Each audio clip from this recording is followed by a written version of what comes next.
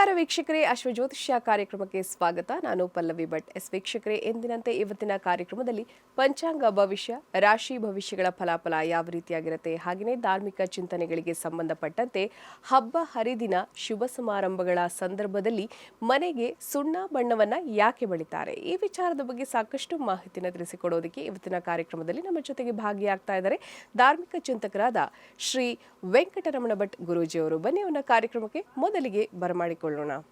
ಗುರುಗಳೇ, ಕಾರ್ಯಕ್ರಮಕ್ಕೆ ಆಧಾರದ ಸ್ವಾಗತ. ನಮಸ್ಕಾರ ಗುರುಗಳೇ. ಇವತ್ತು ಶನಿವಾರ, ಮೊದಲಿಗೆ ಪಂಚಾಂಗದ ವಿಶೇಷತೆಯನ್ನು ತಿಳಿಸ್ಕೊಡಿ. ಶ್ರೀ ಗುರುಭ್ಯೋ ನಮಃ. ಹರಿ ಓಂ. ಗುರುಬ್ರಹ್ಮ ಗುರುರ್ವಿಷ್ಣು ಗುರುರ್ದೇವೋ ಮಹೇಶ್ವರ, ಗುರು ಸಾಕ್ಷಾತ್ ಪರಂ ಬ್ರಹ್ಮ, ತಸ್ಮೈ ಶ್ರೀ ಗುರವೇ ನಮಃ. ಏಕ ಏವ ಪರಬ್ರಹ್ಮ ಪರಮಾತ್ಮ ದಿಗಂಬರಃ, ಸ್ವಯಮೇವ ಗುರು ಸಾಕ್ಷಾತ್ ಸುಬ್ರಾಯಃ ಪಾತು ನಃ ಸದಾ. ಕಾರುಣ್ಯಮೂರ್ತಿಂ ಕಮನೀಯ ರೂಪಂ ದಿಗಂಬರಂ ಯೋಗಿಗಣೈಃ ಸುಪೂಜ್ಯಂ, ಸ್ವಭಕ್ತರಕ್ಷಾರ್ಥಕೃತಾವತಾರಂ ಸುಬ್ರಾಯರಾಜಂ ಶರಣಂ ಪ್ರಪದ್ಯೆ. ಶ್ರೀಪಾದರಾಜಂ ಶರಣಂ ಪ್ರಪದ್ಯೆ. ದತ್ತಾತ್ರೇಯೋ ಮಹಾಯೋಗಿ ಭಗವಾನ್ ಭೂತಭಾವನಃ, ಚತುರ್ಭುಜೋ ಮಹಾವಿಷ್ಣುಃ ಯೋಗಸಾಮ್ರಾಜ್ಯದೀಕ್ಷಿತಃ. ನಮಃ ಶಾಂತಾಯ ದಿವ್ಯಾಯ ಸತ್ಯಧರ್ಮಸ್ವರೂಪಿಣೇ ಸ್ವಾನಂದಾಮೃತತೃಪ್ತಾಯ ಶ್ರೀಧರಾಯ ನಮೋ ನಮಃ. ಶ್ರೀಮದ್ಗಂಗಾಧರೇಂದ್ರ ಸರಸ್ವತಿ ಮಹಾಸ್ವಾಮಿಗಳವರ ಪಾದಪದ್ಮಗಳಲ್ಲಿ ಶಿರಸಾಷ್ಟಾಂಗವಾಗಿ ಭಕ್ತಿಪೂರ್ವಕವಾಗಿ ನಮಸ್ಕರಿಸುತ್ತಾ, ಶ್ರೀ ಗುರುಭ್ಯೋ ನಮಃ. ಶ್ರೀ ಕ್ರೋಧಿನಾಮ ಸಂವತ್ಸರ ದಕ್ಷಿಣಾಯನ ವರ್ಷ ಋತು ಶ್ರಾವಣ ಮಾಸ ಕೃಷ್ಣ ಪಕ್ಷ ತ್ರಯೋದಶಿ ಶನಿವಾರ, ಪುಷ್ಯ ನಕ್ಷತ್ರ, ವರಿಯಾನ್ನಾಮ ಯೋಗ, ಗರಿಜಾಕರಣ. ಇದು ಇವತ್ತಿನ ದಿವಸ ನಾವು ಕೇಳುವಂತಹ ಪಂಚಾಂಗ. ಸರಿ ಗುರುಗಳೇ, ಈ ದಿನದ ಪಂಚಾಂಗದ ವಿಶೇಷತೆಯನ್ನು ತಾವು ತಿಳಿಸ್ಕೊಟ್ರಿ. ಹಾಗೆಯೇ ಶನಿವಾರ ನಾವು ಆಲಿಸುವಂತಹ ಮಂತ್ರ, ಹಾಗೆಯೇ ಪಠಣ ಮಾಡಬೇಕಾದಂತಹ ಶ್ಲೋಕ, ಇದನ್ನು ತಿಳಿಸ್ಕೊಡಿ ಗುರುಗಳೇ. ಓಂ ಶ್ರೀ ಗುರುಭ್ಯೋ ನಮಃ. ಹರಿ ಓಂ. ಓಂ ಶಮಗ್ನಿರಗ್ನಿಭಿಃ ಕರಚ್ಛನ್ನಸ್ತಪತು ಸೂರ್ಯಾಃ, ಶಮ್ವಾತೋ ವಾತ್ವರಪಾ ಅಪಸ್ರಿಧಾಃ. ಓಂ ಪ್ರಜಾಪತೇನ ತ್ವದೇತಾನ್ಯನ್ಯೋ ವಿಶ್ವಾ ಜಾತಾನಿ ಪರಿತಾ ಬಭೂವ, ಯತ್ಕಾಮಾಸ್ತೆ ಜೋಮಸ್ತನ್ನೋ ಅಸ್ತು ವಯಗ್ಗಸ್ಯಾಮ ಪತಯೋರಜೀಣಾಂ. ಓಂ ಇಮಯ್ಯಮಪ್ರಸ್ತರಮಾಹಿ ಸೀದಾಂಗಿರೋಭಿಃ ಪಿತೃಭಿಃ ಸಂವಿಧಾನಃ, ಆತ್ವಾ ಮಂತ್ರಾಃ ಕವಿಶಸ್ತಾವಹಂತ್ವೇನ ರಾಜನ ಹವಿಷಾ ಮಾದಯಸ್ವ. ನೀಲಾಂಜನಸಮಾಭಾಸಂ ರವಿಪುತ್ರಂ ಯಮಾಗ್ರಜಂ, ಛಾಯಾಮಾರ್ತಾಂಡಸಂಭೂತಂ ತಂ ನಮಾಮಿ ಶನೈಶ್ಚರಂ. ಮಾತೃದೇವೋ ಭವ ಪಿತೃದೇವೋ ಭವ. ಮೊದಲನೇದಾಗಿ ನಾವು ಶನಿವಾರ ಏನು ಮಾಡಬೇಕು ಅಂತಂದರೆ, ಈ ಶ್ಲೋಕವನ್ನು ಮಂತ್ರವನ್ನು ನಾವು ಪಠಣ ಮಾಡುವಂಥದ್ದು ಮೊದಲನೇದಾಗಿ. ಅದಕ್ಕೆ ಮಾತೃದೇವೋ ಭವ ಪಿತೃದೇವೋ ಭವ. ನಮಗೆ ಕಣ್ಣಿಗೆ ಕಾಣುವಂಥ ದೇವತೆಗಳು ಯಾರು? ತಂದೆ ತಾಯಿ. ಅದಕ್ಕೆ ಮಾತೃದೇವೋ ಭವ. ಮೊದಲನೇದಾಗಿ ನಮಗೆ ದೇವರು ತಾಯಿ, ಆನಂತರ ತಂದೆ. ಅದಕ್ಕೆ ಪಿತೃವಾಕ್ಯ ಪರಿಪಾಲನೆಯನ್ನು ಮಾಡುವುದರಲ್ಲಿ ಭಗವಂತನಾದ ಶ್ರೀರಾಮಚಂದ್ರನನ್ನು ನಾವು ನೋಡಬೇಕಂತೆ. ತಾಯಿ ಹೇಳಿದ ತಕ್ಷಣ, ಯಾಕೆಂದರೆ ದಶರಥನಿಗೆ ಮಾತು ಮುಖ್ಯ, ಪ್ರತಿಯೊಬ್ಬರಿಗೂ ಮಾತು ಮುಖ್ಯ. ಅದಕ್ಕೆ ಮಾತು ಆಡಿದರೆ ಹೋಯಿತು, ಮುತ್ತು ಒಡೆದರೆ ಹೋಯಿತು ಅಂತ ಹೇಳಿದ್ದಾರೆ. ನಮಗೆ ಮಾತು, ಅದಕ್ಕೆ ಹಿಂದೆಲ್ಲ ಮಾತೇ ಆಡೋದಿಲ್ಲಾಗಿತ್ತಂತೆ, ಮಾತೇ ಆಡೋದಿಲ್ಲಾಗಿತ್ತು. ಯಾಕೆ ಮಾತಾಡಬಾರದು ಅಂತಾದರೆ, ಮಾತಾಡಿದಾಗ ನಮ್ಮ ಶಕ್ತಿ ವ್ಯಯ ಆಗ್ತದೆಯಂತೆ. ಅದಕ್ಕೆ ನಾವು ಈಗಲೂ ಕೂಡ ನೋಡಬಹುದು, ಹಿಮಾಲಯದಲ್ಲಿ ತಪಸ್ವಿಗಳು ಈಗಲೂ ಇದ್ದಾರೆ. ಅವರು ಅಲ್ಲೂ ಹೋದವರಿದ್ದರು ನೋಡಬಹುದು, ಅವರು ಮಾತೇ ಆಡೋದಿಲ್ಲ. ಅಂದ್ರೆ ಮಾತು ಬರೋದಿಲ್ಲ, ಅವರು ದಡ್ಡರು ಅಂತ ಅರ್ಥ ಅಲ್ಲ, ಮಾತಾಡೋರೆಲ್ಲ ಬುದ್ಧಿವಂತರು ಅಂತ ಅರ್ಥನೂ ಅಲ್ಲ. ಅದಕ್ಕೆ ಮಾತನ್ನು ಆಡಿದರೆ ನಮ್ಮೆಲ್ಲ ಶಕ್ತಿಗಳು ಕಡಿಮೆ ಆಗ್ತದೆ. ಅದಕ್ಕಾಗಿ ಮಾತನ್ನು ಆಡಬಾರ್ದು. ಹಾಗಾದರೆ ಏನು ಮಾಡಬೇಕು? ಮೌನದಿಂದ ಇರಬೇಕು. ಮೌನದಿಂದ ಇದ್ದುಕೊಂಡು ಏನು ಮಾಡಬೇಕು? ಬರೀ ಮೌನದಿಂದ ಇದ್ದುಬಿಟ್ರೂ ಅಷ್ಟು ಪ್ರಯೋಜನ ಇಲ್ಲ. ಮೌನದಿಂದ ಇದ್ದು ಭಗವಂತನ ಸ್ಮರಣೆಯನ್ನು ಮಾಡ್ತಾ ಹೋಗಬೇಕು. ಆವಾಗ ನಮಗೆ ಎಲ್ಲ ರೀತಿಯಾದಂಥ ಒಳಿತು, ಯಾಕೆಂದರೆ ನಾವು ಒಳಿತನ್ನು ಬಯಸಬೇಕು. ಹಾಗೆ ಒಳಿತನ್ನು ಬಯಸ್ತೇವೆ. ಒಳಿತು ಅಂದರೆ ಒಳ್ಳೆಯದಾಗಲಿ ಅಂತ, ಪ್ರತಿಯೊಬ್ಬರಿಗೂ ಕೂಡ ಒಳ್ಳೆಯದಾಗಲಿ ಅಂತ ಅನಿಸಿಕೆ ಇದ್ದೇ ಇರ್ತದೆ. ಹಾಗಾದರೂ ಒಳ್ಳೆಯದಾಗಬೇಕು ಅಂದರೆ ಮೊದಲನೇದಾಗಿ ಏನು ಮಾಡಬೇಕು ಇವತ್ತಿನ ದಿವಸ ಅಂದರೆ ತಂದೆ ತಾಯಿಯರ ಸೇವೆ ಮಾಡಬೇಕಂತೆ. ಅವರು ಸೇವೆ ಮಾಡಬೇಕು, ಅವರು ಹೇಳಿದಂಥ ಮಾತನ್ನು ನಡೆಸಿಕೊಳ್ಬೇಕು. ಯಾಕೆ ನಮಗೆ ತಂದೆ ತಾಯಿಗಳು ದೇವರು ಅಂತ ಕರೀತಾರೆ? ಪ್ರತಿಯೊಬ್ಬರಿಗೂ ಕೂಡ ತಂದೆ ತಾಯಿ ಮಕ್ಕಳಿಗೆ ಒಳ್ಳೆಯದಾಗಲಿ ಅಂತ ಆಶೀರ್ವಾದ ಮಾಡ್ತಾರಂತೆ. ಮಕ್ಕಳು ತಂದೆ ತಾಯಿ ಕೆಟ್ಟದ್ದು ಮಾಡಿದ್ರು ಕೂಡ ತಂದೆ ತಾಯಿ ಮಕ್ಕಳಿಗೆ ಒಳ್ಳೆಯದಾಗಲಿ ಏನೋ ತಪ್ಪು ನಡೆದು ಹೋಗದೆ ಇನ್ನಾದರೂ ಒಳ್ಳೆಯ ಬುದ್ಧಿ ಕೊಡು ಅಂತ ಭಗವಂತನಲ್ಲಿ ಅವರು ಪ್ರಾರ್ಥನೆಯನ್ನು ಮಾಡ್ತಾರೆ. ಅದಕ್ಕಾಗಿ ಶ್ರೇಯಸ್ಸನ್ನು ಬಯಸ್ತಾರೆ. ಶ್ರೇಯಸ್ಸು ಮತ್ತು ಪ್ರೇಯಸ್ಸು ಅದು ಎರಡು ವಿಧ. ಹಾಗಾಗಿ ಆ ಶ್ರೇಯಸ್ಸನ್ನು ಬಯಸುವುದರಿಂದ ತಂದೆ ತಾಯಿ ದೇವರು. ಅದಕ್ಕಾಗಿ ನಾವು ಪ್ರತಿಯೊಬ್ಬರೂ ಕೂಡ ತಂದೆ ತಾಯಿಯ ಋಣವನ್ನು ತೀರಿಸಲೇಬೇಕು. ತಂದೆ ತಾಯಿ ಋಣವನ್ನು ಈ ಒಂದು ಜನ್ಮಕ್ಕೆ ತೀರಿಸ್ಲಿಕ್ಕೆ ಆಗೋದಿಲ್ಲ. 1000 ಕೋಟಿ ಜನ್ಮ ಎತ್ತು ಬಂದರೂ ಕೂಡ ತಂದೆ ತಾಯಿ ಋಣವನ್ನು ಮಕ್ಕಳು ಯಾವತ್ತೂ ಕೂಡ ತೀರಿಸ್ಲಿಕ್ಕೆ ಆಗೋದಿಲ್ಲ. ಆದರೆ ಎಷ್ಟು ಒಂದು ಸ್ವಲ್ಪ ಕಿಂಚಿತ್ತು ಆದರೂ ಕೂಡ ತೀರಿಸಬೇಕು ಅಂತ ಆದರೆ, ಯಾಕೆಂದರೆ ಆ ತಂದೆ ತಾಯಿ ಋಣವನ್ನು ತೀರಿಸಲಿಕ್ಕೆ ನಾವು ಮತ್ತೆ ಹುಟ್ಟು ಬರಬೇಕಂತೆ. ಮತ್ತೆ ಹುಟ್ಟಿ ಬರ್ತಾ ಇರಬೇಕು. ಆ ತಂದೆ ತಾಯಿ ಋಣವನ್ನು ಪೂರ್ತಿ ತೀರಿಸೋದು ಯಾವಾಗ ಅಂತಾದರೆ ನರನು ನಾರಾಯಣನಾದಾಗ, ಅಂದರೆ ನಾವು ಭಗವಂತನಲ್ಲಿ ಸೇರಿಕೊಂಡಾಗ, ಭಗವಂತನೇ ಆದಾಗ ಅವಾಗ ತಂದೆ ತಾಯಿ ಋಣವನ್ನು ತೀರಿಸ್ಲಿಕ್ಕೆ ಆಗ್ತದೆ. ಅದಕ್ಕೆ ಜ್ಞಾನಿಯಾಗೋ ಮನುಜ ಅಂತ ದಾಸರು ಹೇಳ್ತಾರೆ. ಯಾಕೆ ಜ್ಞಾನಿ ಆಗಬೇಕು ಅಂದರೆ, ಒಂದು ಕುಟುಂಬದಲ್ಲಿ ಒಬ್ಬರು ಜ್ಞಾನಿ ಆಗಿದ್ದಾರೆ ಅಂತಾದರೆ ಅವ್ರದ್ದು 32 ಹಿಂದಿನ ತಲೆಮಾರು, 32 ಮುಂದಿನ ತಲೆಮಾರುಗಳಿಗೆ ಒಳ್ಳೆಯ ರೀತಿಯಾದಂಥ ಸದ್ಗತಿ ಹೇಳುವಂಥದ್ದು ಸಿಗ್ತದೆಯಂತೆ. ಅದಕ್ಕಾಗಿ ಜ್ಞಾನಿ ಆಗಬೇಕು. ಅದಕ್ಕೆ ಎಲ್ಲರೂ ಕೂಡ ಬಯಸುವಂಥದ್ದು ಜ್ಞಾನವನ್ನು. ಹಾಗಾಗಿ ಆ ಜ್ಞಾನವನ್ನು ಬಯಸಬೇಕು ಅಂತಾದರೆ, ಆ ಜ್ಞಾನಿ ಆಗಬೇಕು ಅಂತಾದರೆ, ಆ ಜ್ಞಾನ ಮಾರ್ಗದಲ್ಲಿ ಹೋಗಬೇಕು ಅಂತಾದರೆ ಅದಕ್ಕೆ ನಮಗೆ ಗುರು ಬೇಕೇ ಬೇಕು. ಹಾಗಾಗಿ ವಿಶೇಷವಾಗಿ ನಮಗೆ ಮೊದಲನೇ ಗುರು ಮನೆಯೇ ಮೊದಲ ಪಾಠಶಾಲೆ, ತಾಯಿಯೇ ಮೊದಲ ಗುರು. ಆದ್ದರಿಂದ ಇವತ್ತಿನ ದಿವಸ ನಾವು ಶನಿವಾರ ನಾವು ಆದಷ್ಟು ತಂದೆ ತಾಯಿಯ ಮಾತನ್ನು ಕೇಳಿಕೊಂಡು ತಂದೆ ತಾಯಿಯ ಸೇವೆಯನ್ನು ಮಾಡೋದರಿಂದ ನಮಗೆ ಈ ಶನಿವಾರದಲ್ಲಿ ನಾವು ಎಲ್ಲ ರೀತಿಯಲ್ಲೂ ಕೂಡ ಒಳಿತನ್ನು ಕಾಣಬಹುದಂತೆ. ಹಾಗಾಗಿ ಇದು ಇವತ್ತಿನ ದಿವಸ ಒಳ್ಳೆಯ ಶ್ರೇಷ್ಠವಾದ ಪ್ರಶಸ್ತವಾದ ಕಾಲ. ಸರಿ ಗುರುಗಳೇ, ಶನಿವಾರ ಯಾವ ಮಂತ್ರವನ್ನು ಆಲಿಸಬೇಕು, ಯಾವ ಶ್ಲೋಕವನ್ನು ಪಠನೆ ಮಾಡಬೇಕು, ಹಾಗೆ ತಂದೆ ತಾಯಿಗೆ ನಾವು ಯಾವ ರೀತಿಯಾಗಿ ಒಂದು ಪ್ರಾಶಸ್ತ್ಯವನ್ನು ಕೊಡಬೇಕು, ಯಾಕೆ ನಾವು ಅಷ್ಟು ಪ್ರಾಶಸ್ತ್ಯವನ್ನು ಕೊಡ್ತೀವಿ ಅನ್ನುವಂತಹ ವಿಚಾರದ ಬಗ್ಗೆ ಒಳ್ಳೆಯ ಒಂದು ವಿಚಾರಧಾರೆಯನ್ನು ಪ್ರಿಯ ವೀಕ್ಷಕರಿಗೆ ತಿಳಿಸ್ಕೊಟ್ರಿ.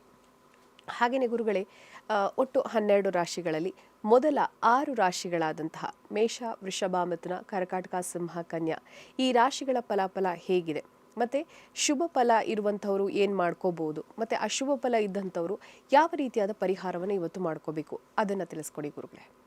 ಮೊದಲನೇದಾಗಿ ಮೇಷರಾಶಿಯಲ್ಲಿರುವವರಿಗೆ ಬಂಧುಗಳಿಂದ ಸಹಕಾರ ಸಿಗುವಂಥದ್ದು. ಬಂಧುಗಳ ಸಹಕಾರ ನಮಗೆ ಸಿಗಬೇಕು ಅಂತಾದರೆ ನಾವು ಕೂಡ ಅವರ ಜೊತೆಯಲ್ಲಿ ಒಡನಾಟವನ್ನು ಇಟ್ಟುಕೊಂಡು ಹೊಂದಾಣಿಕೆಯನ್ನು ಇಟ್ಕೊಳ್ಬೇಕಂತೆ. ಯಾಕಂದರೆ ಯಾರು ಏನೇ ಮಾಡಿದ್ರೂ ಕೂಡ ನಾವು ವಿಚಲಿತರಾಗಬಾರದು. ಅದಕ್ಕಾಗಿ ನಾವು ಇವತ್ತಿನ ದಿವಸ ಶಂಕರಾಚಾರ್ಯರ ಸ್ಮರಣೆ ಮಾಡ್ತೇವೆ. ಶಂಕರಾಚಾರ್ಯರ ಸ್ಮರಣೆ ಮಾಡ್ತಾ ಇದ್ದೇವೆ ಅಂತಾದರೆ, ಯಾಕಂದರೆ ಮಹಾತ್ಮರು ಅವರು ಎಲ್ಲರನ್ನೂ ಕೂಡ ಎಲ್ಲ ರೀತಿಯಲ್ಲೂ ಕೂಡ ಒಂದೇ ವಿಧವಾಗಿ ನೋಡ್ತಿದ್ರು. ಅದಕ್ಕಾಗಿ ಅವರಿಗೆ ಯಾರು ಕೂಡ ದುರ್ಜನರು, ಯಾರಿಗೂ ಕೂಡ ಅವರು ಆಗುವುದಿಲ್ಲ ಅಂತ ಇರಲಿಲ್ಲ, ಅವರಿಗಿರುವುದಿಲ್ಲ. ಆದರೆ ಅವರನ್ನು ನೋಡಿ ನಮ್ಮಂಥವರಿಗೆ ಇವರು ಹೌದಾ ಅಲ್ವಾ, ಇವರು ಈ ಥರ ಭೇದ ಭಾವವನ್ನು ಮಾಡ್ತಾರೆ. ಭೇದ ಭಾವವನ್ನು ಯಾರೂ ಮಾಡೋದಿಲ್ಲ. ಸಜ್ಜನರು ಯಾವತ್ತೂ ಕೂಡ ಭೇದ ಭಾವವನ್ನು ಮಾಡೋದಿಲ್ಲ. ಯಾಕೆಂದರೆ ಸಜ್ಜನರು ಯಾವ ರೀತಿ, ಅದಕ್ಕೆ ಭಗವಂತ ಬೆಳಕನ್ನು ಕೊಡುತ್ತಾನೆ. ಆ ಬೆಳಕನ್ನು ನಾವು ಕೊಟ್ಟಾಗ ಒಬ್ಬರಿಗೆ ಒಂದು ರೀತಿ ಬೆಳಕು, ಇನ್ನೊಬ್ಬರಿಗೆ ಒಂದು ರೀತಿ ಬೆಳಕು ಕೊಡೋದಿಲ್ಲ. ಹಾಗಾಗಿ ಮಹಾತ್ಮರು ಯಾವತ್ತೂ ಕೂಡ ಭೇದ ಭಾವವನ್ನು ಮಾಡೋದಿಲ್ಲ. ಹಾಗಾಗಿ ನಮಗೆ ಆ ರೀತಿ ಒಂದು ಆಲೋಚನೆಗಳು ಬರ್ತದೆಯಲ್ಲ ಅಂತಂದರೆ, ಅದು ಬರುವಂಥ ಆಲೋಚನೆ ಯಾವುದಾದ್ರೆ ಅಂತಂದರೆ, ಹಿಂದಿನ ನಮ್ಮ ಪೂರ್ವಜನ್ಮದ ಆ ಕರ್ಮದ ಕಾರಣದಿಂದ ನಮಗೆ ಆ ರೀತಿಯ ಆಲೋಚನೆಗಳು ಬರುವಂಥದ್ದು. ಯಾಕೆಂದರೆ ಬುದ್ಧಿ ಕರ್ಮಾನುಸಾರಿಣಿ. ಅದಕ್ಕೆ ಸಾಧಕ ವಿದ್ಯಾ, ಬಾಧಕ ದ್ರವ್ಯ. ನಮಗೆ ಸಾಧನೆಗೆ ಅನುಕೂಲವಾಗುವಂಥದ್ದು ವಿದ್ಯೆ ಯಾವತ್ತೂ ಕೂಡ ಸಾಧನೆಗೆ ಅನುಕೂಲವಾಗುವಂಥದ್ದು. ಬಾಧಕ ದ್ರವ್ಯ. ಬಾಧಕ ನಮಗೆ ದ್ರವ್ಯ ಅಂದರೆ ಸಂಪತ್ತು. ಆ ಸಂಪತ್ತು ಹೇಳುವಂಥದ್ದು ಅದು ಬಾಧಕ. ಅದರಿಂದ ನಮಗೆ ತೊಂದರೆ ಆಗ್ತದೆ ಅಂತೆ. ಯಾಕೆಂದ್ರೆ ಸಂಪತ್ತು ಇದ್ದಾಗ ಸಮಸ್ಯೆ ಆಗುವಂಥದ್ದು. ನಾವು ಕೇಳ್ತೇವೆ, ಅವರು ಅಷ್ಟು ಶ್ರೀಮಂತರ ಮನೆಗೆ ಕಳ್ಳರು ಹೋಗ್ತಾರೆ ಬಿಟ್ಟರೆ, ಬಡವನ ಮನೆಗೆ ಕಳ್ಳರು ಹೋಗಿದ್ದು ನೀವು ಎಲ್ಲರೂ ಕೇಳಿದ್ರ? ಬಡವರ ಮನೆ ಇದ್ದಿದ್ದೆಲ್ಲ ಕದ್ಕೊಂಡು ಹೋದ್ರು ಎಲ್ಲರೂ ಕೇಳಿದ್ರು? ಯಾವ ಟಿ ವಿಯಲ್ಲಿ ಯಾರು ಕೇಳಿದ್ರ? ಇನ್ನೂ ಯಾವ ಟಿ ವಿಯಲ್ಲೂ ಇಲ್ಲ. ಬಡವನ ಮನೆಗೆ ಹೋಗಿ ಎಲ್ಲ ತಗೊಂಡು ಹೋದ್ರು ಅಂತ. ಶ್ರೀಮಂತರ ಮನೆಗೆ ಹೋಗ್ತಾರೆ. ಯಾಕೆ ಅಂತಂದರೆ ಅಲ್ಲಿ ಇರತಕ್ಕಂಥದ್ದು ಆ ಬಾಧಕವಾದಂಥ ದ್ರವ್ಯ. ಮನುಷ್ಯನಿಗೆ ಬಾಧಕ ಅದು ದ್ರವ್ಯ. ಎಲ್ಲವೂ ಆ ದ್ರವ್ಯದಿಂದ ಮನುಷ್ಯನ ಏನಾಗ್ತದೆ ಅಂತಾದರೆ, ಅವನು ದಾರಿಯನ್ನು ತಪ್ತಾನೆ ಅವನು. ಯಾಕೆಂದರೆ ನಮಗೆ ₹1 ಇಲ್ಲ ಅಂತಾದರೆ, ₹1 ಇಲ್ಲ ಅಂತಾದರೆ ನಮಗೆ ಊಟ ಮಾಡ್ಕೊಂಡು ಹೋದರೂ ಸಾಕಾಗ್ತದೆ. ಅಯ್ಯೋ ಊಟವನ್ನು ಮಾಡ್ಕೊಂಡು ಹೋಗುವ ಅಂತ. ನಮಗೆ ₹1 ಇಲ್ಲ ಹೇಳಾದರೆ, ಅದು ₹1 ಇದೆ ಅಂತಾದರೆ ಬೇರೆ ಬೇರೆ ಆಲೋಚನೆಗಳು ಬರ್ತವೆ. ಹಾಗಾಗಿ ಇನ್ನು ಕೃಷಿಕರಿಗೆ ಅನುಕೂಲ ಆಗುವಂಥ ಸಾಧ್ಯತೆ ಇದೆ. ಹಾಗೆ ಮಕ್ಕಳಲ್ಲಿ ಕಲಹ ಆಗುವಂಥದ್ದು, ಹಾಗೆ ಉದರ ಬಾಧೆ, ಹೊಟ್ಟೆಗೆ ಸಂಬಂಧಪಟ್ಟಂಥ ಸಮಸ್ಯೆ ಆಗುವಂಥದ್ದು. ಮಹಾಗಣಪತಿ ಧ್ಯಾನ ಮಾಡೋದರಿಂದ ಎಲ್ಲ ರೀತಿಯಲ್ಲಿ ಅನುಕೂಲ ಇರತಕ್ಕಂಥದ್ದು. ಇನ್ನು ವೃಷಭ ರಾಶಿಯಲ್ಲಿ ಇರೋವರಿಗೆ ಸಹೋದರರ ಸಹಕಾರ ಹೇಳತಕ್ಕಂಥದ್ದು ಸಿಗ್ತದೆ. ಹಾಗೆ ಸೈನಿಕರಿಗೆ ಅನುಕೂಲ ಆಗುವಂಥದ್ದು ಇವತ್ತಿನ ದಿವಸ. ಹಾಗೆ ಬಂಧುಗಳಲ್ಲಿ ವಿರೋಧ ಬರುವಂಥದ್ದು. ಅಂದರೆ ಸೈನಿಕರಿಗೆ ಅನುಕೂಲ ಅಂತಾದರೆ, ಈಗ ಕೆಲವು ಏನಾಗ್ತದೆ ಅಂತಾದರೆ, ಸೇನೆಯಲ್ಲಿ ನಿವೃತ್ತಿಯನ್ನು ಪಡೆದುಕೊಂಡು ಬಂದವರು ಇರ್ತಾರೆ. ಅವರು ಕೆಲವೊಂದು ಆ ಸರ್ಕಾರದ ಯಾವುದೋ ಒಂದು ಸೌಲಭ್ಯವನ್ನು ಪಡೀಲಿಕ್ಕೆ ಅವರು ಅರ್ಜಿಯನ್ನು ಹಾಕಿರ್ತಾರೆ. ಆ ಸೌಲಭ್ಯ ಕೆಲವೊಂದು ದೃಷ್ಟಿಯಿಂದ ವಿಳಂಬವಾಗ್ತಾ ಇರ್ತದೆ. ಹೀಗೆ ಅಂತ ಅವರಿಗೆ ಇವತ್ತಿನ ದಿವಸ ಆ ಒಂದು ಸೌಲಭ್ಯ ಸಿಗುವಂಥದ್ದು, ಅಥವಾ ಒಳ್ಳೆಯ ರೀತಿಯಲ್ಲಿ ಬಡ್ತಿ ಸಿಗುವಂಥದ್ದು. ಹೀಗೆ ಇನ್ನು ನೀರಿನಿಂದ ತೊಂದರೆ ಬರುವಂಥ ಸಾಧ್ಯತೆ ಇದೆ. ಹಾಗೆ ಧನ್ವಂತರಿ ಪ್ರಾರ್ಥನೆ ಮಾಡೋದರಿಂದ ಎಲ್ಲ ರೀತಿಯಲ್ಲಿ ಅನುಕೂಲ ಆಗುವಂಥದ್ದು. ಇನ್ನು ಮಿಥುನ ರಾಶಿಯಲ್ಲಿರುವವರಿಗೆ ಸಹೋದರರಲ್ಲಿ ಕಲಹ ಆಗುವಂಥ ಸಾಧ್ಯತೆ ಇದೆ. ಹಾಗೆ ಸೈನಿಕ ವೃತ್ತಿಯಲ್ಲಿ ಇರುವವರಿಗೆ ಇವತ್ತಿನ ದಿವಸ ಈ ಮಿಥುನ ರಾಶಿಯವರಿಗೆ ತೊಂದರೆ ಆಗುವಂಥ ಸಾಧ್ಯತೆ ಇದೆ.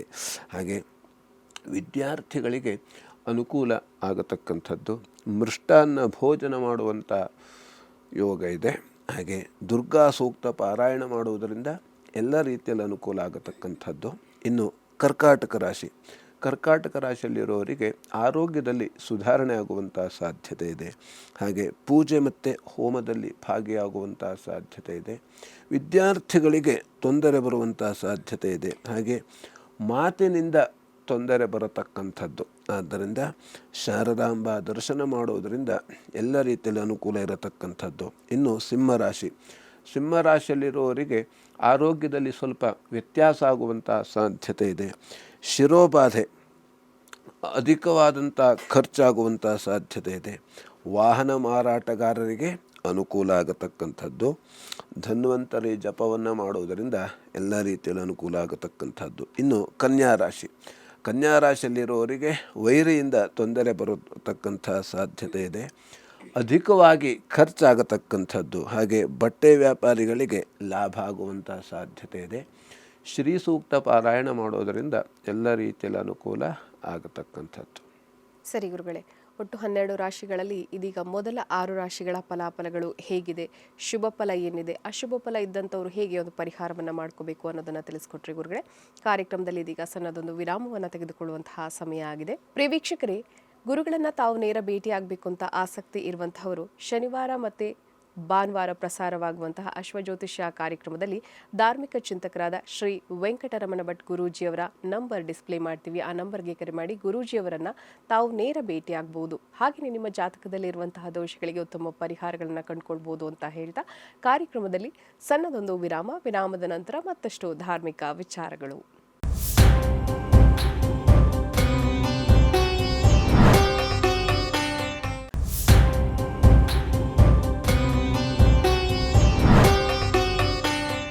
ವಿರಾಮದ ನಂತರ ಅಶ್ವಜ್ಯೋತಿಷ್ಯ ಕಾರ್ಯಕ್ರಮಕ್ಕೆ ಮತ್ತೊಮ್ಮೆ ಸ್ವಾಗತ ವೀಕ್ಷಕರೇ. ಗುರುಗಳೇ, ಈ ಹಬ್ಬ ಹರಿದಿನ ಅಥವಾ ಏನು ಶುಭ ಸಮಾರಂಭಗಳು, ಶುಭ ಕಾರ್ಯಗಳು ನಮ್ಮ ಮನೆಯಲ್ಲಿ ನಡೀತಾ ಇರುವಂತಹ ಸಂದರ್ಭದಲ್ಲಿ ನಾವು ಸುಣ್ಣ ಬಣ್ಣವನ್ನು ಬಳಿಯುವಂಥದ್ದು ಸಾಮಾನ್ಯವಾಗಿಬಿಟ್ಟಿದೆ. ಇದರ ವಿಶೇಷತೆ ಏನು, ಮಹತ್ವ ಏನು ಅಂತ? ಮಹತ್ವ ಯಾಕೆಂದರೆ ನಮಗೆ ವಿಶೇಷವಾಗಿ ಅದಕ್ಕೆ ಯುಗಗಳು ಕಳೆದರೂ ಮರಳಿ ಮತ್ತೆ ಬರುತ್ತಿದೆ ಯುಗಾದಿ ಅಂತ ನಾವು ವರ್ಷದ ಆರಂಭದಲ್ಲಿ ಹೇಳ್ತಾ ಇರ್ತೇವೆ.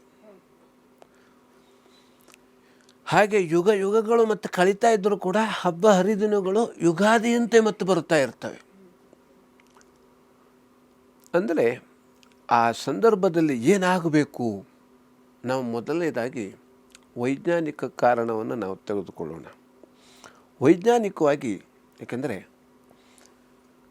ಶುದ್ಧಿ ಆಗತಕ್ಕಂಥದ್ದು, ಯಾಕಂದರೆ ನಾವು ಯಾವುದೇ ರೀತಿಯಾದಂಥ ಪೂಜೆಯನ್ನು ಮಾಡೋದಾದರೂ ಕೂಡ ಮೊದಲನೇದಾಗಿ ಅದು ಏನೇ ಮಾಡಲಿ, ಪೂಜೆ ಮಾಡಲಿ, ನಾವು ಅಡುಗೆ ಮಾಡಲಿ, ಊಟ ಮಾಡಲಿ, ಏನೇ ಮಾಡೋದಾದರೂ ಕೂಡ ಮೊದಲನೇದಾಗಿ ನಾವು ಬಯಸುವಂಥದ್ದು ಶುದ್ಧವಾಗಿರತಕ್ಕಂಥದ್ದು.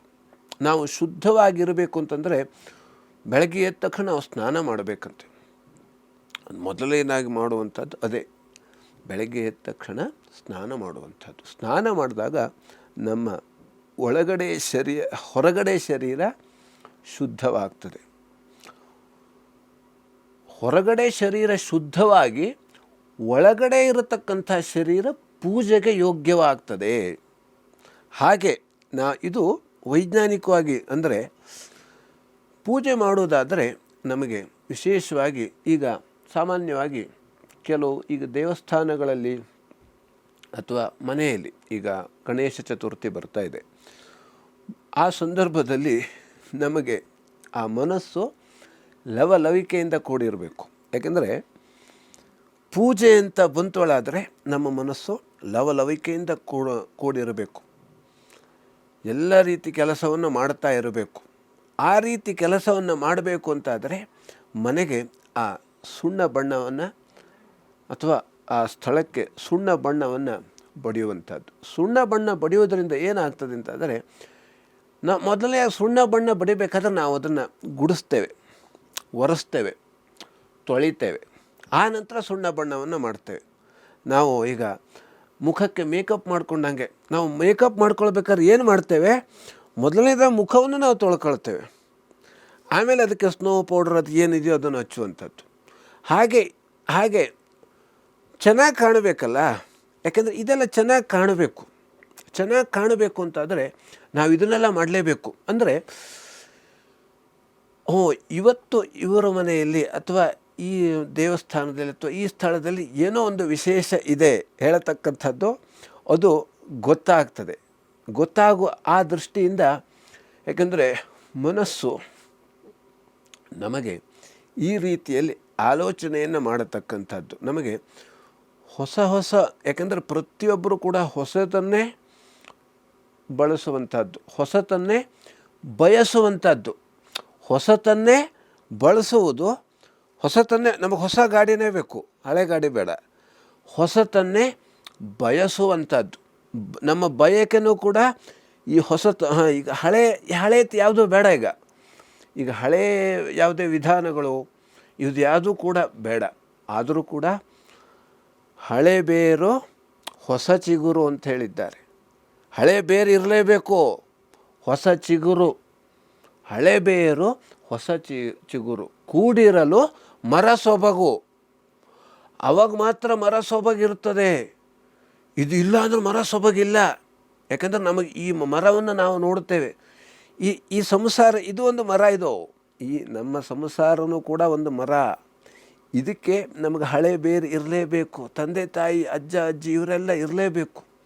ಅವರು ನಾಳೆ ಈಗ ಗಣೇಶ ಚತುರ್ಥಿ ಹಬ್ಬ ಬರ್ತಾ ಇದೆ, ಇದಕ್ಕೆ ಈ ಥರ ತೋರಣ ಕಟ್ಟಬೇಕು, ಇದು ಎಲ್ಲ ಮಾಡಬೇಕು, ಮಂಟಪ ಕಟ್ಟಬೇಕು, ಅದನ್ನು ಸ್ವಚ್ಛ ಮಾಡಬೇಕು, ಇದನ್ನೆಲ್ಲ ಮಾಡಬೇಕು ಅಂತಂದರೆ ಅಜ್ಜಿ ಅಜ್ಜ ನಮಗೆ ಹೇಳಬೇಕು. ಅದನ್ನು ಹೇಳಿದಾಗ ನಾವು ಮಾಡ್ತೇವೆ. ಹಾಗೆ ಇದು ವೈಜ್ಞಾನಿಕ ಕಾರಣ. ಅಂದರೆ ನಮ್ಮ ಮನಸ್ಸು ಲವಲವಿಕೆಯಿಂದ ಇರತಕ್ಕಂಥದ್ದು. ಆಧ್ಯಾತ್ಮಿಕ ಕಾರಣ ಅಂತಂದರೆ ಆಧ್ಯಾತ್ಮಿಕವಾಗಿ, ಹಾಗಾದ್ರೆ ನಮಗೆ ಆಧ್ಯಾತ್ಮಿಕವಾಗಿ ಬೇಕಾ? ನಮಗೆ ಆಧ್ಯಾತ್ಮಿಕವಾಗಿ ನಮಗೆ ಯಾವುದೇ ಬೇಕಾಗಿರೋದಿಲ್ಲ. ಅಂದರೆ ಈ ಪೇಂಟು ಅಥವಾ ಅದು ಇದು ಯಾವುದೂ ನಮಗೆ ಬೇಕಾಗಿರೋದಿಲ್ಲ. ಆದರೂ ಕೂಡ ಬೇಕು. ಯಾಕೆಂತಂದರೆ ನಮ್ಮ ಇದೆಲ್ಲ ಯಾವ ರೀತಿ ಅಂತಂದರೆ ಪ್ರತಿಯೊಂದು ನಾವು ಹೊಸತನವನ್ನು ಬಯಸ್ತಾ ಇದ್ದೇವೆ. ಹಾಗೆ ನಾವು ಕೂಡ ಹೊಸಬರಾಗ್ತಾ ಹೋಗಬೇಕು. ಅಂದರೆ ಹಳೆಯದನ್ನು ಈ ಕೆಟ್ಟಿದ್ದನ್ನು ಹಳೆಯದು ಇದನ್ನೆಲ್ಲ ನಾವು ಮರೆತಾ ಹೋಗಬೇಕು. ಮನುಷ್ಯನಿಗೆ ಮರೆವಿದ್ದಿದ್ದಕ್ಕೆ ನಾವಿವತ್ತು ಬದುಕಿರೋದು. ನಮಗೆ ಮರೆವು ಇರಲಿಲ್ಲ ಅಂದರೆ ನಾವು ಬದುಕಿರಲಿಕ್ಕೆ ಸಾಧ್ಯ ಇಲ್ಲ. ಹಳೆಯತನ್ನೇ ನೆನೆಸ್ತಾ ಇರ್ತೇವೆ. ಆ ಹಳೆಯತನ್ನು ನೆನೆಸ್ತಾ ಇದ್ದಾಗ ಅದು ಸ್ವಲ್ಪ ದಿವಸ ಇರ್ತದೆ, ಆಮೇಲೆ ಮರ್ತು ಹೋಗ್ತದೆ. ಅಂದರೆ ನಮಗೆ ಹೊಸ ಸಮಸ್ಯೆ ಬಂದುಬಿಡ್ತದೆ, ಅವಾಗ ಹಳೆಯ ಸಮಸ್ಯೆ ಹೋಗ್ತದೆ. ಹಾಗಾಗಿ ವಿಶೇಷವಾಗಿ ನಮಗೆ ಇದನ್ನೆಲ್ಲ ಯಾಕೆ ಸುಣ್ಣ ಬಣ್ಣ ಬಡಿಯುವಂಥದ್ದು ಆಧ್ಯಾತ್ಮಿಕ ಕಾರಣ ಅಂತಾದರೆ ನಮಗೆ ಎಲ್ಲ ರೀತಿಯಲ್ಲೂ ಕೂಡ ಯೋಗ್ಯವಾದಂಥ ಮನಸ್ಸು ಇರಬೇಕಂತೆ. ಅಂದರೆ ನಮಗೆ ಈ ರೀತಿ ಆ ಪೂಜೆಗೆ ಯೋಗ್ಯವಾದಂಥ ವಾತಾವರಣ ಇದ್ದರೆ ನಮ್ಮ ಮನಸ್ಸು ಶ್ರದ್ಧೆಯಿಂದ ಪೂಜೆ ಮಾಡಲಿಕ್ಕೆ ಸಾಧ್ಯವಾಗ್ತದೆ. ಅಂದರೆ ನಾವು ಯಾವ ರೀತಿ ಈಗ ಒಳ್ಳೆಯ ರೋಡಲ್ಲಿ ನಾವು ಆರಾಮಾಗಿ ಹೋಗ್ತೇವೆ, ಯಾವುದೇ ರೀತಿ ಸಮಸ್ಯೆ ಇಲ್ಲದೆ ಹೋಗ್ತೇವೆ. ಅದರಲ್ಲಿ ಆ ರೋಡಿನಲ್ಲಿ ಹೊಂಡಗಳು ಇದ್ದಾಗ, ಹಂಪ್ಸು ಇದೆಲ್ಲ ಇದ್ದಾಗ ನಮಗೆ ಸ್ವಲ್ಪ ಸಮಸ್ಯೆ ಆಗ್ತದೆ ಆ ರೋಡಿನಲ್ಲಿ ನಡೆದಾಡಲಿಕ್ಕೆ. ಹಾಗೆ ಇದು ಕೂಡ ನಮ್ಮ ಮನಸ್ಸು ಪೂಜೆಯನ್ನು ಮಾಡಲಿಕ್ಕೆ ಅದಕ್ಕೆ ಸಂಬಂಧಪಟ್ಟಂತೆ ಎಲ್ಲ ರೀತಿಯಾದಂಥ ಪರಿಕರಗಳು ಸರಿಯಾಗಿ ಇದ್ದಾಗ ಸುಸ್ಥಿತಿಯಲ್ಲಿ ಇದ್ದಾಗ ನಮಗೆ ಬೇರೆ ಯಾವುದೇ ರೀತಿಯಾದಂಥ ಆಲೋಚನೆಗಳು ಬಾರದೆ ನಮಗೆ ಪೂಜೆ ಮಾಡಲಿಕ್ಕೆ ಮನಸ್ಸು ಯೋಗ್ಯವಾಗಿರ್ತದೆ. ಹಾಗಾಗಿ ಪ್ರತಿ ವರ್ಷವೂ ಬರ್ತದೆ ಆ ಹಬ್ಬ ಹರಿದಿನ ಇವೆಲ್ಲವೂ ಕೂಡ. ಆದರೆ ನಾವು ಅದರಿಂದ ಕಲಿಯುವಂಥದ್ದು ಏನಂತಂದರೆ ಪ್ರತಿ ವರ್ಷವೂ ಕೂಡ ನಾವು ಭಗವಂತನ ಪೂಜೆಯನ್ನು ಸ್ಮರಣೆಯನ್ನು ಭಕ್ತಿ ಮತ್ತು ಶ್ರದ್ಧೆ ಜಾಸ್ತಿ ಆಗ್ತಾ ಹೋಗಬೇಕಂತೆ. ಹೋದ ವರ್ಷದಕ್ಕಿಂತಲೂ ಈ ವರ್ಷದ ಪೂಜೆ ನಮಗೆ ಮತ್ತು ಭಕ್ತಿ ಶ್ರದ್ಧೆಯಿಂದ ನಾವು ಮಾಡಬೇಕು. ಹಾಗೆ ದಾನ ಧರ್ಮಗಳನ್ನು ಮಾಡಬೇಕು. ಆ ದಾನ ಧರ್ಮಗಳಲ್ಲೂ ಏಳಿಗೆಯನ್ನು ಕಾಣಬೇಕು. ಭಕ್ತಿ ಶ್ರದ್ಧೆಯಲ್ಲೂ ಕೂಡ ಏಳಿಗೆಯನ್ನು ಕಾಣಬೇಕು. ಒಟ್ಟಾರೆ ಹೇಳುವುದಾದರೆ ಆಧ್ಯಾತ್ಮಿಕವಾಗಿ ನಾವು ಉನ್ನತಿಯನ್ನು ಪಡೆದುಕೊಳ್ಳಬೇಕು. ಈ ಆಧ್ಯಾತ್ಮಿಕವಾಗಿ ಉನ್ನತಿಯನ್ನು ಪಡೆದುಕೊಳ್ಳುವುದಕ್ಕೋಸ್ಕರವಾಗಿ ಹಬ್ಬ ಹರಿದಿನದ ಆಚರಣೆಯನ್ನು ನಾವು ಸುಣ್ಣ ಬಣ್ಣಾದಿಗಳಿಂದ ಅದನ್ನು ಅಲಂಕಾರ ಮಾಡಿಕೊಂಡು ಹಬ್ಬದ ಹರಿದಿನದ ಆಚರಣೆಯನ್ನು ಮಾಡಲಿಕ್ಕೆ ನಮಗೆ ಇದು ಕೂಡ ಒಂದು ಆಧ್ಯಾತ್ಮಿಕವಾಗಿ ನಾವು ಮುಂದೆ ಹೋಗಲಿಕ್ಕೆ ನಮಗೆ, ಹಾಗೆ ನಮ್ಮ ಸಂಪ್ರದಾಯ ಸನಾತನ ಹಿಂದೂ ಧರ್ಮದ ಸಂಪ್ರದಾಯವನ್ನು ನಾವು ಉಳಿಸಿಕೊಂಡು ಬೆಳೆಸ್ಕೊಂಡು ಹೋಗಲಿಕ್ಕೆ ನಮಗೆ ಎಲ್ಲ ರೀತಿಯಲ್ಲಿ ಮುಖ್ಯವಾಗಿ ಇರ್ತದೆ. ಸರಿ ಗುರುಗಳೇ, ಹಬ್ಬ ಹರಿದಿನ ಶುಭ ಕಾರ್ಯಗಳ ಸಂದರ್ಭದಲ್ಲಿ ಯಾಕೆ ಸುಣ್ಣ ಬಣ್ಣವನ್ನು ಬಳಿಯಬೇಕು, ಇದರ ಒಂದು ಸೈಂಟಿಫಿಕ್ ರೀಸನ್ ಅಥವಾ ಆಧ್ಯಾತ್ಮಿಕ ರೀಸನ್ ಏನು ಅನ್ನುವಂತಹ ವಿಚಾರದ ಬಗ್ಗೆ ಸಾಕಷ್ಟು ಮಾಹಿತಿಯನ್ನು ತಿಳಿಸಿಕೊಟ್ರೆ. ಇದರ ಜೊತೆಗೆ ಉಳಿದಂತಹ ರಾಶಿಗಳಾದಂತಹ ತುಲಾ, ವೃಶ್ಚಿಕ, ಧನುಸ್ಸು, ಮಕರ, ಕುಂಭ, ಮೀನ ಈ ರಾಶಿಗಳ ಫಲಾಫಲಗಳು ಹೇಗಿದೆ, ಶುಭ ಫಲ ಏನಿದೆ ಮತ್ತು ಅಶುಭ ಫಲ ಇದ್ದವರು ಏನು ಮಾಡ್ಕೋಬೇಕು ತಿಳಿಸ್ಕೊಡಿ ಗುರುಗಳೇ. ಇನ್ನು ತುಲಾರಾಶಿಯಲ್ಲಿರುವವರಿಗೆ ತಂಪು ಪಾನೀಯ ಅಂಗಡಿಗೆ ಲಾಭ ಆಗತಕ್ಕಂಥದ್ದು, ಹಾಗೆ ಹಾಲು ಮತ್ತು ಹೈನುಗಾರಿಕೋದ್ಯಮಕ್ಕೂ ಕೂಡ ಲಾಭ ಇರತಕ್ಕಂಥದ್ದು, ಬಟ್ಟೆ ವ್ಯಾಪಾರಿಗಳಿಗೆ ನಷ್ಟ ಆಗುವಂಥ ಸಾಧ್ಯತೆ ಇದೆ. ಮಹಾಲಕ್ಷ್ಮಿ ಪೂಜೆ ಮಾಡೋದರಿಂದ ಎಲ್ಲ ರೀತಿಯಲ್ಲಿ ಅನುಕೂಲ ಇರತಕ್ಕಂಥದ್ದು. ಇನ್ನು ವೃಶ್ಚಿಕ ರಾಶಿಯಲ್ಲಿರುವವರಿಗೆ ಸಾಧು ಸಂತರ ದರ್ಶನ ಹೇಳತಕ್ಕಂಥದ್ದು ಇವತ್ತಿನ ದಿವಸ ಸಿಗುವಂಥದ್ದು. ತೀರ್ಥಯಾತ್ರೆಯನ್ನು ಮಾಡುವಂತಹ ಸಾಧ್ಯತೆ ಇದೆ. ಹಾಗಾಗಿ ತೀರ್ಥಯಾತ್ರೆಗೆ ಹೋಗುವವರು ಇದ್ದರೆ ಇವತ್ತಿನ ದಿವಸ ಸೂರ್ಯ ಅಸ್ತದ ನಂತರ ಪ್ರಯಾಣ ಮಾಡತಕ್ಕಂಥದ್ದು ತುಂಬ ಉತ್ತಮ. ಹಾಗೆ ವೃತ್ತಿಯಲ್ಲಿ ಸ್ವಲ್ಪ ತೊಂದರೆ ಆಗುವಂತಹ ಸಾಧ್ಯತೆ ಇದೆ, ಸಾಲಗಳು ಆಗುವಂಥ ಸಾಧ್ಯತೆ ಇದೆ.